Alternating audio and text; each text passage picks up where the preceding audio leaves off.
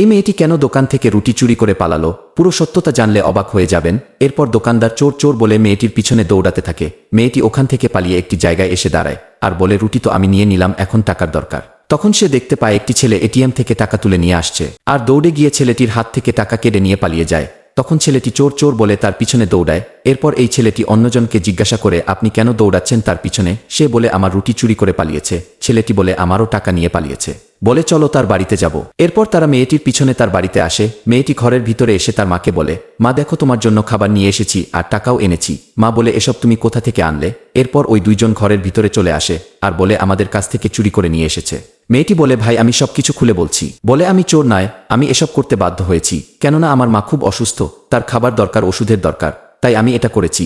এরপর যা হলো তা অবশ্যই দেখবেন, কিন্তু তা দেখার আগে ভিডিওটি লাইক করে দাও, চ্যানেলটি সাবস্ক্রাইব করে দাও। লাস্টে তারা দুইজন বলে, আজ থেকে তোমাদের দেখাশোনার দায়িত্ব আমাদের।